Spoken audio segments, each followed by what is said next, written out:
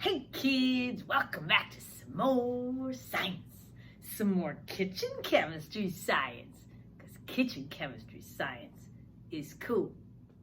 Last lesson, we used milk and chemistry to create cheese. And we did this by causing a reaction. We took our milk, if you remember, we heated it, we added an acid, vinegar, and the acid pulled out the protein in the milk, the casein, separated into curds and whey. And we took those curds and turned them into cheese. We made cheese with chemistry. That was pretty cool. This week, we are going to use chemistry again on milk. Wow, milk is pretty cool stuff in chemistry. This week, we're going to use our milk to make whipped cream and butter. And we're going to do it using chemistry. Now, wait a minute, you might say. How are you going to do that? We know that when you change milk, it turns into cheese. Now, when you change milk with an acid and it binds with the protein, you get cheese. But this time, we are not going to use the proteins. We're going to mess around with the fat inside of milk. We're going to use the butter from our creation to make waffles, and we're going to use the whipped cream to top it off. Doesn't that sound yummy? Although if you don't want to make waffles or you don't have a waffle iron, you can use the same ingredients to make pancakes. Use the butter in the batter and put the whipped cream on top. It's just as yummy. So, let's get started making whipped cream and butter from milk using chemistry, using science. Science and chemistry, kitchen chemistry, is cool. I'm going to start this week's lesson by talking about milk. I have 3 different containers here. They're all milk. Can't really see into this one, but it is. But they're all a little bit different. They differ in the amount of fat that's in the milk. And these 3 different containers in front of me come from a cow. We get most of our milk in our country from cows. When the milk first comes from the cow and it sets there, the stuff that kind of floats to the top because it's lighter is the cream that's skimmed off, and that's our cream. But cream is really high in fat. There's a lot of fat, which makes it super yummy, but it turns out that all that fat isn't so good for you. So, a lot of times in our country, we provide options. Milk with less fat. This milk in the pink container is 1% fat. This one is a higher fat content. It's whole milk, about 3% fat. This is called heavy whipping cream, and it is 30% fat. Now, these numbers don't probably mean anything to you, so the best way to understand what that means is let's take a look. So, I'm going to pour this one, which has the least amount of fat, the most water, into a glass. And now, I'm going to pour this one into the middle glass. And then, I'm going to pour this one into this glass. Ooh, that's really thick. Now let's take a look at these milk. This is the milk with the least amount of fat. When I tip it sideways, it doesn't leave much of a film on the glass. If I use a little metal spoon, most of the milk runs off. The fat is not in there. It's not sticking to the spoon. Let's see about this middle one. This is the one that's the whole milk, more fat. Ooh, you can see when I tip the cup, it leaves more of a film on the side. Look, that white stuff is kind of sticking on there. If I put a spoon in, you can see that it sticks on there a little bit more than this one does. Kind of hard to tell from the movie. Let's check this one out. This one is really thick. Oh, wow, it looks like melted ice cream. Look at that. When I tip the cup, it leaves a white film on there like melted ice cream would. Let's give it the spoon test. Yeah. Wow. So, can I taste this? I wonder what it tastes like. It tastes a lot like melted ice cream. It's very thick. Let's try this one. Wow, it does taste like ice cream. That's good. Tastes like milk. How about this one? That tastes like milk too. I can't actually tell the difference between these two. The 3% milk fat, the whole milk, and the 1%. They kind of taste the same to me. This one tastes very different. It almost tastes like the cream in my coffee. It's very similar to that, I suppose. I think the cream in my coffee isn't even this thick. I like it though. Okay, so now that we've taken a look at the fat in this milk, it's pretty fatty. This is the fat we're looking at, which makes it also very tasty. That's gonna be our friend for this next experiment. We're gonna make whipped cream using fatty milk. Now this does not work with those low-fat milks. The low-fat milks are better for your body to be drinking, but they don't work when trying to make butter or to make whipped cream. You need to have a high-fat milk. This carton of milk is 37% fat. That's 1/3 of this is fat. Pretty fatty. Let's make some whipped cream with that fat. Before we start, let's just talk about the science behind it. Basically, these little fats are floating around in water. Most of milk is water, and then there's fats and proteins and a few other things. As those fats are floating around in there, they have kind of like, oh, I don't know, it's like a little shell around them protecting them, so they're just kind of floating in there nice. We're gonna put them in this jar and shake them up, boomity, boomity, boomity, boomity, boom. Now you can imagine if I had a hard-boiled egg in here and I shook it, or even a regular egg, that shell would crack, wouldn't it? And egg would be all over the place. The same thing kind of happens to our fat protein, our fats inside the milk. The fats are kind of in there protected, doing their own little thing, but when we start shaking them up, when we start agitating them, either with the jar or with a mixer, you can do this with an electric mixer. I'm gonna use a jar. When you do that, it kind of breaks the shell on the outside of that shell, and I put that in air quotes, on the outside of that fat protein, outside of that fat molecule, and then they all kind of start to stick together. When we do it a little bit, it becomes whipped cream. When we keep going, it becomes butter. How crazy is that? Two things from the same process. So let's do it. So to make your own whipped cream, we're gonna make whipped cream and butter. We'll start with the whipped cream. You need a jar. And this jar needs to have a really good lid on it. These kind that you can things in are the best because they have like these little rubber seals on the inside. That's awesome. The jar is clean, and I did have it in the fridge a little bit because it goes a little better when it's cold.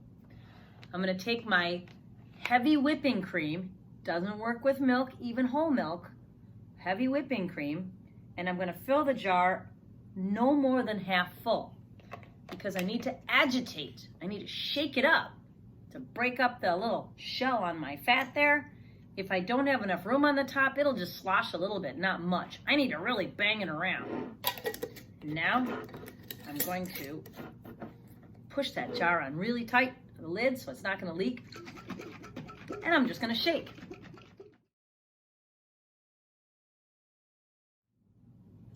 Okay, it's been almost a minute. Let's see what's going on inside. Starting to thicken up a little bit. Ooh, it still looks like cream, but it's not quite as creamy. Let's keep going.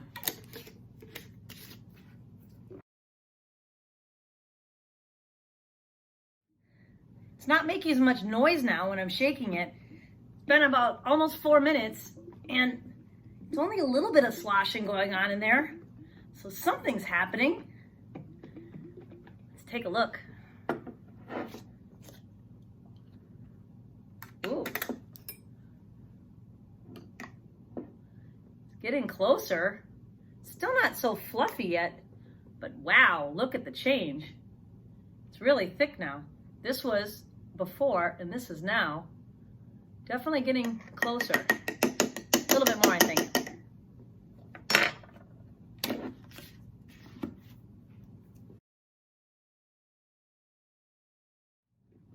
It's not making much noise anymore.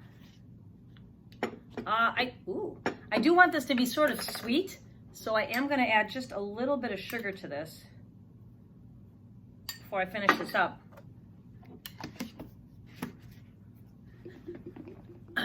It's not really making a whole lot of noise. I think my whipped cream is pretty much done. Let's take a look in just a minute. Okay, let's see what we got here. Wow. Let me get another spoon here. Check it out. Now this would definitely be a lot fluffier if I used a whisk like on a mixer machine, because it'd be able to add more air to it too. But I think for what we're gonna do with it, this is gonna be just fine.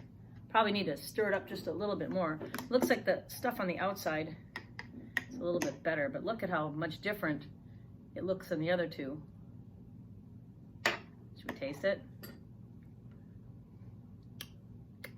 Ooh, that is delicious. Even without, there's not much sugar. I can't taste the sugar in there.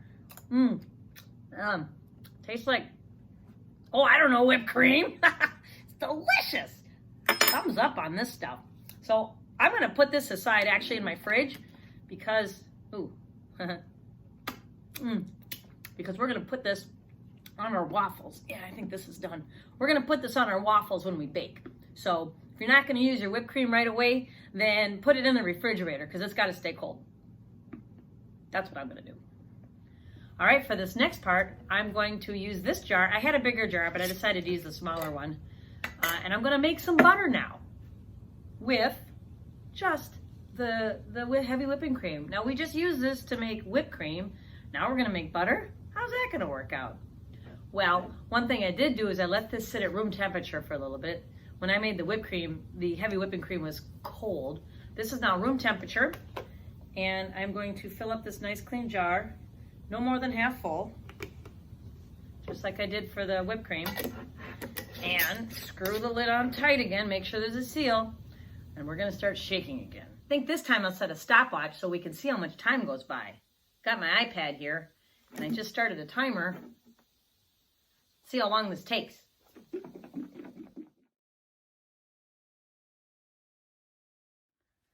Okay. Been about almost 4 minutes and there doesn't seem to be as much liquid walking around in there. Sounds pretty solid. Let's see what's going on. Ooh, you can kind of see what's going on. We've gotten to that whipped cream stage, but that's not where we want to be, is it? Trying to get butter, so we have to keep going. Here we go. Hasn't been that much longer, but it's not making any noise anymore. What's going on in here? Oh, wow. It's made some very fluffy stuff here. Which, while it looks delicious, is not what I'm trying to do. I have to shake it even harder now to get this stuff moving around, but let's do it. Still shaking, although you can see that the whipped cream has come off the wall now. The wall is clear again, which means something's starting to happen. It's a very difficult part in the middle where all of the cream is turned to whipped cream and it's not moving around very much. Somehow I have to agitate this, but it's not moving, so I had to really shake it. This is a lot of work for just some butter, but I think it'll be worth it for science.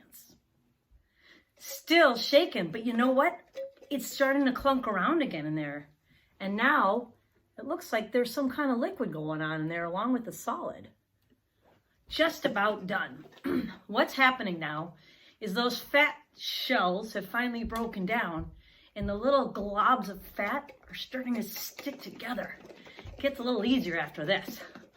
Whew, I gotta tell you, making butter is a lot of work. Guess that's why they invented butter churns. Putting this in a mason jar takes forever. But we're almost there. All right, I think we're pretty much there now. I've got liquid in there, and then I got some kind of lumpy solid in there. What did we get to here? Looks like about 12 minutes. I'm pooped, but let's finish this project. I think we've got some butter. Woohoo! All right, the last part is to get our butter out of here. So, unscrew the jar here, and there is a liquid inside. I'm going to pour that into here. And then I'm going to pour the lumpy bumpy stuff into there. Let's take a look what we got. Out of that half a jar of heavy cream, I got some buttermilk. The byproduct of butter when you shake it or agitate it is buttermilk. Not quite the same thing as the kind of buttermilk you buy in the store. That stuff's called cultured buttermilk, and they add something to it to kind of make it more acidic, I guess. I don't know, sour it up. They don't even smell the same. This one just smells like milk. Buttermilk smells more like sour cream.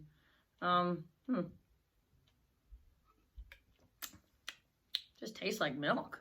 Tastes like 2% milk, which it kind of maybe is, because we just took this big glass of really fatty milk and took out the fat.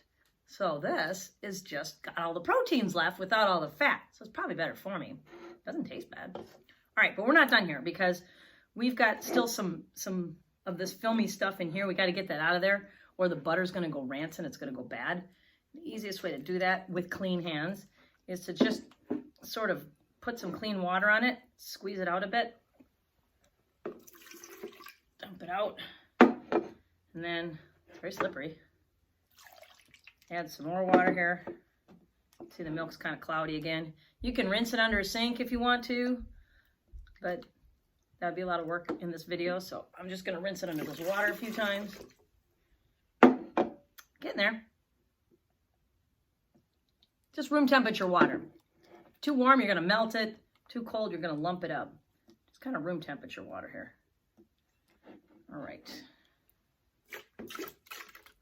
Okay. And what do we have here? What's left? A great big blob of butter, which is just the fat taken out of milk. We have removed the fat from that heavy cream, and we got butter. You know, it doesn't taste like anything like this. Now, I like butter on toast, but that's probably salted sweet cream butter. I do have some salt. If you're going to put this on toast, you probably want to sprinkle a little bit of salt on there and work it in there before putting it on your toast, because right now it doesn't taste like anything. This, however, is very good to bake with. We're going to use this butter when we make our cooking project today. So, there you have it. We took some heavy cream. We got some buttermilk. We got some fatty, fat butter. All from science. Science is cool. As you saw, making this butter in a container this big, didn't give us even that much, was a lot of work. My arms were tired. But thankfully, science came to the rescue again. First, with the invention of the butter churn. Then, with the invention of the hand crank butter churn. And finally, with machines. Here's a little video about how butter is made today.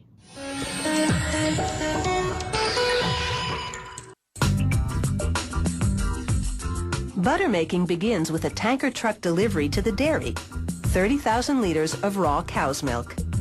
Workers test it for consistent color and odor before unloading it through vacuum-pumped hoses. They pump the raw milk into a machine called a separator. The separator spins, dividing the raw milk's fat from the rest of the liquid. The fat is called buttercream, and the rest is skim milk. They put the buttercream in what's called a bulk tank, where mixers stir it to maintain the consistency. After pasteurizing and then aging the buttercream for 24 hours, workers prepare to transfer it into another machine called the churner. First, they clean the inside by filling it with water mixed with iodine. This removes any germs left behind by the previous batch. They spin the churner for about 5 minutes before rinsing it out. Next, they pour in 1,500 liters of buttercream, filling the churner about halfway. It's important to leave some room so that the air released in the churning process can escape through 2 vents in the churner. The churner spins at 28 rotations per minute, about the speed of a clothes dryer. This causes the buttercream's fat molecules to bunch together, releasing water and air. Every 5 minutes, a worker stops the churner and regulates the air vent on top. When he feels there's no more air escaping, he closes the valve and restarts the machine. After 30 minutes of churning, the fat molecules in the buttercream are creamy clumps known as popcorn butter. These clumps stay trapped in the churner, while the remaining liquid, called buttermilk, flows out a drain at the bottom. A vacuum pump system sends it through hoses to a nearby container. This draining process takes about 10 minutes and produces about 800 liters of buttermilk. This dairy uses the buttermilk to make ice cream. The popcorn butter, all 684 kilograms of it, has the same consistency as regular butter at room temperature. A worker now flavors it with 14 kilograms of salt. This dairy also makes unsalted butter.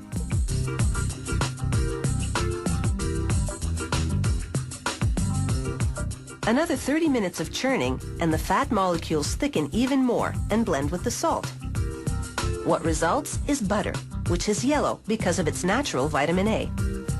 Next, a worker scoops about 30 kilograms of butter into a milling machine. The mill moves the butter into the final production phase, where it'll be shaped and put into packages.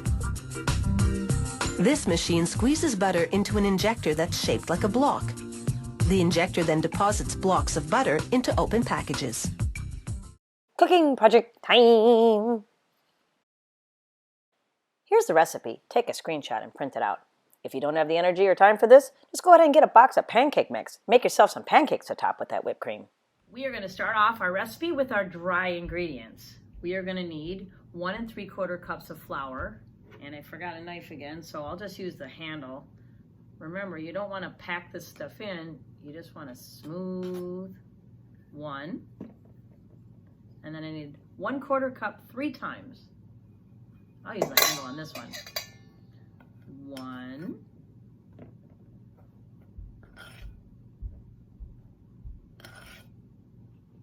1 3/4 cups. I need 2 tablespoons of sugar. Shuka shuka. Shuka shuka. I need 1 3/4 teaspoon of baking powder, our leavening agent for our pancakes. Scrape that one right on the top like that for a nice smooth spoon. And then 3 of the 1/4. 1, 2, 3. And then just 1/4 of some other stuff, my baking soda. Remember, this is a good leavening agent too, but it doesn't taste very good, so we don't use very much of it. And it's not double acting like my baking powder, so when I put this in my waffle iron, this baking powder is going to help it puff up again. 1/4 teaspoon of salt. Okay? Then I'm going to whisk all this together so you don't get big clumps of bitter stuff. And we're ready for our wet ingredients. I'm going to start off with my eggs. We're going to knock, open the door, and I don't need to separate these. So this can go straight into the bowl. No shells. Dump it in. No blood spots. Dump it in. Knock, knock. Put your thumbs in. Open the door. No shells. No blood. Flop it in. Okay? I'm going to whisk that up. Just so it's not a big lump of egg. I'm going to add 2 teaspoons of vanilla for a little flavor. And remember, the cap of most normal sized vanillas is a teaspoon. So I'm just going to pour it in the little cap there. 2 of those. May not look good, but it smells good. And that's why. I love the smell of vanilla. Whisk it up again. And then our last wet ingredient is 1 3/4 cup of buttermilk. Now, I did have some buttermilk from here, from my butter, but not enough. So I ended up supplementing with the regular buttermilk stuff to get my 1 3/4 cup. That's a lot of buttermilk. I would have had to make a lot of butter to get that. All right. Boy, that buttermilk in the little container, it's got a pretty strong smell like sour cream. But, ready to go. Final step in our batter is to take the wet ingredients and pour it into the dry ingredients. And then you don't want to over mix this, so we're just going to mix it until everything's mixed up, okay? After I added my wet to my dry, I mixed it up and I added my butter at that point, which I forgot to turn the camera on, so we don't have that on camera. But that's what it looks like. So everything's in there now. I did not over mix it, just mixed it enough that it's together. And now we're ready to pour it into our preheated waffle iron. Okay, I have a square waffle iron. You might have a round one. I'm gonna open up my waffle iron. Whew, that's hot. Don't touch that. Give it a little spritz the first time around with some nonstick oil. And then I'm going to pour just like 1/3 cup of batter. That should be enough. In both sides. Maybe a little bit more. Close it down. Set my timer. I don't know, 3, 4, 5 minutes. I'll have to check it. When they're brown, I'll know they're done. So I just got to keep an eye on them. I think I'll set my timer for 3.5 minutes. Okay, it's actually been about 3.5, 4 minutes. And, oh, those are looking pretty good. I'm going to take those off. We'll let them cool down and we can eat them. Okay, I've got one of my waffles here. It made about 10. I picked one that was the brownest one because I like my waffles a little bit crispy. And, whoopsie, and I've got some jam here. Some mixed fruit jam that I'm gonna smear on there. I know a lot of you like maple syrup, but branch out a little bit. This is a new way to eat waffles that's super yummy. Then I'm gonna take the cream that we made, and probably should have let this cream shake it a little bit more, but my arms were getting tired. So this cream isn't super fluffy, but if I did it some more, it would be. So you can shake that till as fluffy as you want it. Wow, this looks good. Check it out. Looks really good. Okay, give it a try. My berries and cream waffles here, made with my butter and my buttermilk.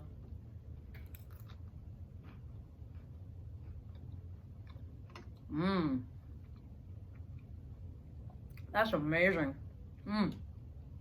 Yep, I definitely give this one a 2 thumbs up. Well, that's this week's lesson on making butter and whipped cream from milk. Another cool kitchen chemistry that involves milk. Milk is pretty cool. Kitchen chemistry is pretty cool. And science is cool.